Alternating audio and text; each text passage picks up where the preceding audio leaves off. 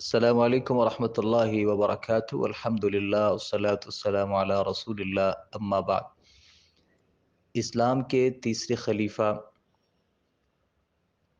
نبی کریم صلی اللہ علیہ وسلم کے دوہرے داماد، نیکی کے کاموں میں بہت آگے، اللہ کے راستے میں مال خرچ کرنے میں صف اول میں کھڑے ہونے والے، مسلمانوں کے لیے مسجد نبوی کی توسیع کرنے والے اور مسلمانوں کے لیے میٹھے پانی کا کنواں بئر روما خریدنے والے، جنگوں میں رسول اللہ صلی اللہ علیہ وسلم کے لیے اور اسلام اور اہل اسلام کے لیے اپنے بہت سارے مال کو خرچ کرنے والے، حیا کے پیکر عثمان رضی اللہ عنہ کی شخصیت سے کون واقف نہیں ہے۔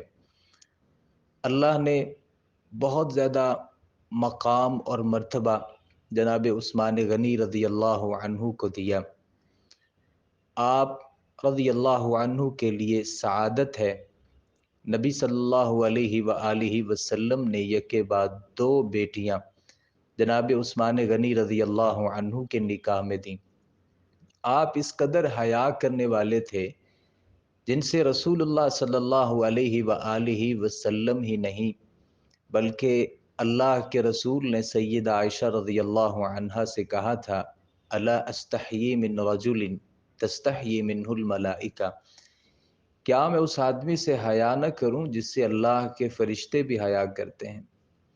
جناب عثمان غنی رضی اللہ عنہ حیادار تھے، آپ شہید تھے، اور نبی کریم صلی اللہ علیہ وآلہ وسلم نے اپنی زندگی میں جناب عثمان غنی رضی اللہ عنہ کو شہادت کی پیشین گوئی کر دی تھی۔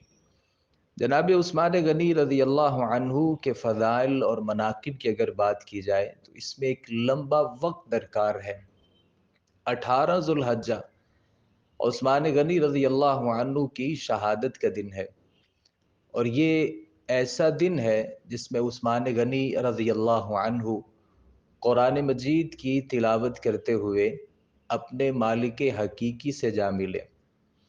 اسی مناسبت سے عثمان غنی رضی اللہ عنہ کی شہادت کس طریقے سے ہوئی تھی، کیا اسباب تھے، وجوہات تھی، اور اس تمام کے تمام واقعے کی کیا تفصیلات تھیں، میں انشاءاللہ العزیز ان کو بڑے اختصار کے ساتھ آپ کے گوش گزار کرنا چاہتا ہوں۔ مروان بن حکم اس حدیث کے راوی ہیں۔ عثمان غنی رضی اللہ عنہ بہت بوڑھے ہو چکے تھے، اور ایک وبا پھیلی تھی، لوگوں کی نکسیر پھوٹتی تھی جس کی وجہ سے وہ بیمار ہو جاتے تھے۔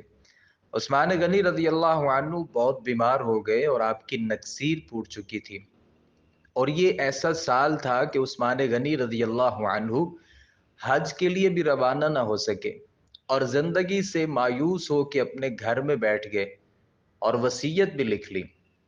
ایک آدمی عثمان غنی رضی اللہ عنہ کے گھر میں آتا ہے اور کہتا ہے، عثمان آپ اپنے بعد کسی کو خلیفہ بنا دیں۔ تو عثمان غنی رضی اللہ عنہ نے سوال کیا، کیا سبھی لوگوں کی یہ خواہش ہے؟ تو اس نے کہا، سبھی لوگ چاہتے ہیں کہ آپ بوڑھے ہو چکے ہیں اور آپ اپنے بعد کسی کو خلیفہ مقرر کر دیں۔ ایک اور آدمی آیا، اس نے بھی یہی بات کی، تیسرا آدمی آیا، اس نے بھی یہی بات کی، جس پر آپ خاموش ہو گئے۔ آپ رضی اللہ عنہ نے پھر لوگوں سے خود ہی پوچھا، لعلہم قالوا الزبیر، شاید کہ وہ زبیر رضی اللہ عنہ کو خلیفہ دیکھنا چاہتے ہیں۔ انہوں نے کہا، جی ہم زبیر رضی اللہ عنہ کو خلیفہ دیکھنا چاہتے ہیں۔ عثمان غنی رضی اللہ عنہ نے کہا، اللہ کی قسم ہے کہ زبیر بن عوام رضی اللہ عنہ اللہ کے رسول صلی اللہ علیہ وآلہ وسلم کے نزدیک بہترین صحابہ کرام میں سے تھے، اور اللہ کے رسول صلی اللہ علیہ وآلہ وسلم کے ہاں سب سے محبوب تھے۔ اور اس ذات کی قسم جس کے ہاتھ میں میری جان ہے، میرے علم کے مطابق بھی زبیر بن عوام رضی اللہ عنہ سب لوگوں سے بہتر صحابی ہیں، لیکن اصل مسئلہ یہ ہے کہ اللہ کے رسول صلی اللہ علیہ وآلہ وسلم نے کہا تھا، یا عثمان انہو لعل اللہ یقمسک قمیصا، شاید اللہ تجھے ایک قمیص پہنائے، فَإِنْ أَرَادُوكَ عَلَى خَلْعِهِ فَلَا تَخْلَعْ لَهُمْ، پھر لوگ اس قمیص کو اتروانا چاہیں گے، لیکن عثمان تم نے اس قمیص کو اتارنا نہیں ہے۔ محدثین کرام رحمت اللہ علیہ نے اس قمیص سے مراد جناب عثمان کی خلافت کو لیا ہے۔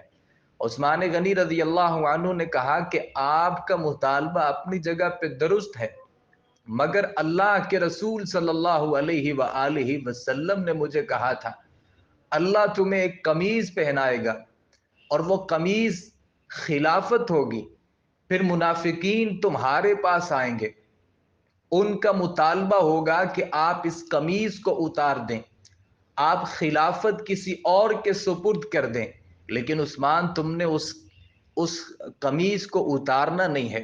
اور مسند احمد میں امام احمد اس روایت کو ذکر کرتے ہیں جس میں الفاظ ہیں، اللہ کے رسول صلی اللہ علیہ وسلم نے 3 مرتبہ جناب عثمان غنی رضی اللہ عنہ سے کہا فلا تخلعہ حتی تلقانی، تو نے اس قمیض کو اتارنا نہیں ہے، خلافت ان کے سپرد نہیں کرنی یہاں تک کہ تو مجھ سے ملاقات کر لے، تو فوت کیوں نہ ہو جائے، تو شہید کیوں نہ ہو جائے، لیکن تو نے اس قمیض کو اتارنا نہیں ہے۔ جناب عثمان غنی رضی اللہ عنہ اپنے گھر میں تھے، مصر سے کچھ باغی لوگ آتے ہیں، جناب عثمان غنی رضی اللہ عنہ کے گھر کا محاصرہ کر لیتے ہیں، کئی سارے اعتراضات کرتے ہیں، ان میں کئی ایسے اعتراضات تھے جو عثمان غنی رضی اللہ عنہ کی ذات سے متعلقہ تھے۔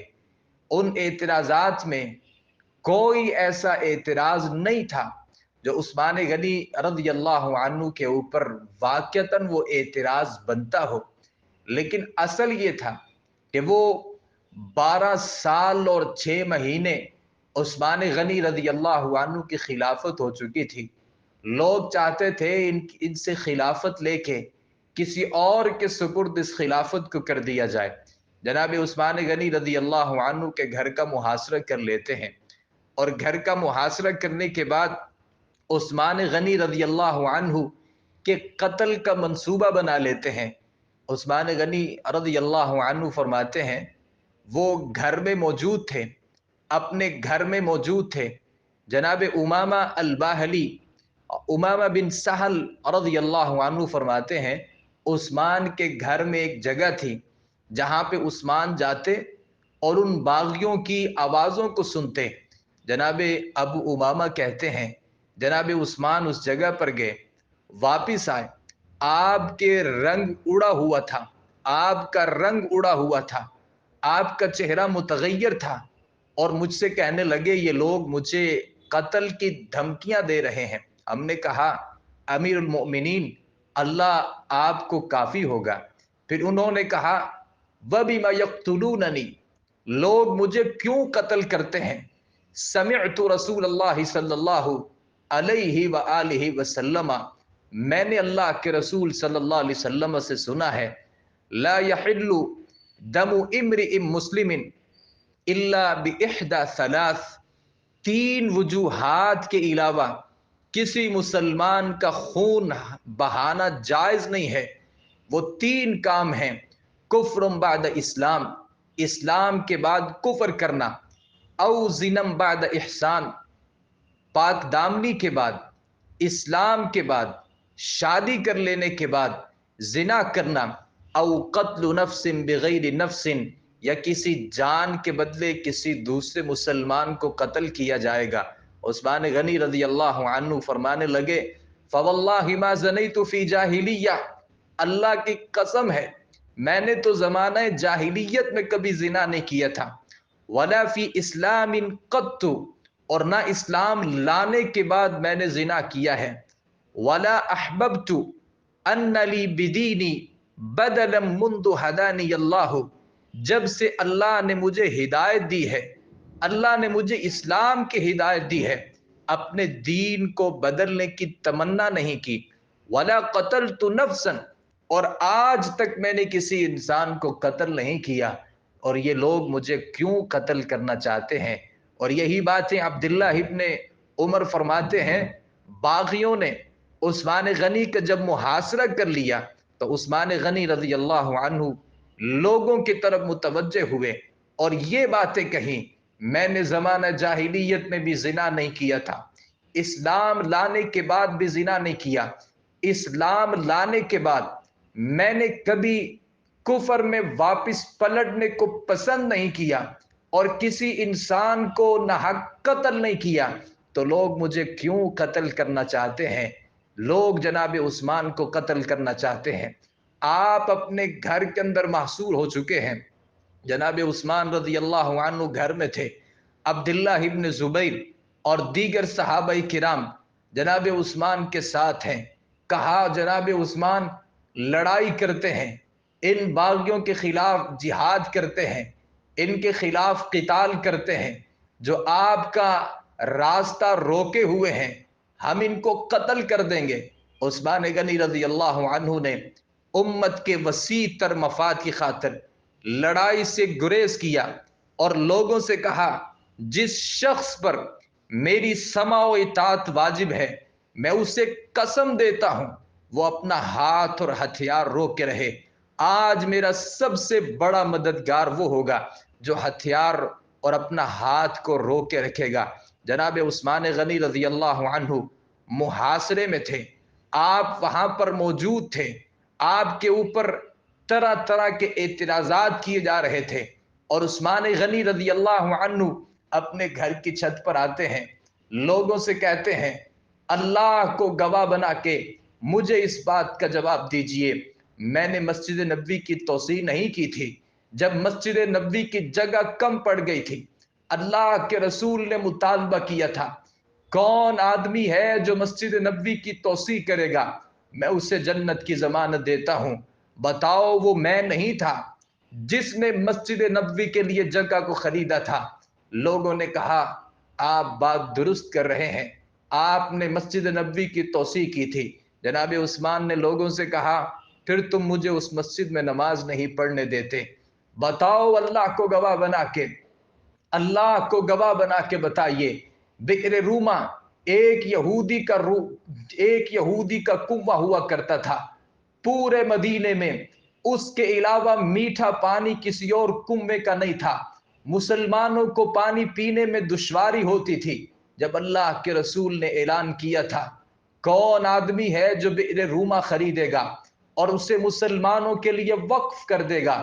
بتاؤ، میں نے مسلمانوں کے لیے بئر روما کو خریدا نہیں تھا اور پھر مسلمانوں کے لیے اسے وقف نہیں کیا تھا۔ لوگوں نے کہا، آپ ہم گواہی دیتے ہیں، آپ نے بئر روما کو خریدا، پھر لوگوں کے لیے اسے وقف کر دیا۔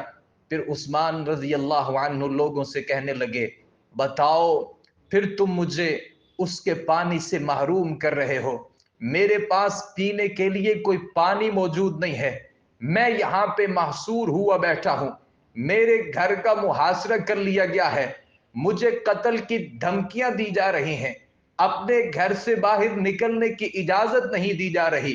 جناب عثمان غنی رضی اللہ عنہ کی ان باتوں کا لوگوں کے اوپر کوئی اثر نہیں تھا۔ ابو سعید الخدری فرماتے ہیں، یہ واحد موقع تھا، عثمان گفتگو کرتے تھے، باغی ان کی باتوں کو کوئی اہمیت نہیں دیتے تھے، عثمان جس بات کا بھی حکم دیتے تھے وہ لوگوں کے سروں کے اوپر سے گزر جاتی تھی۔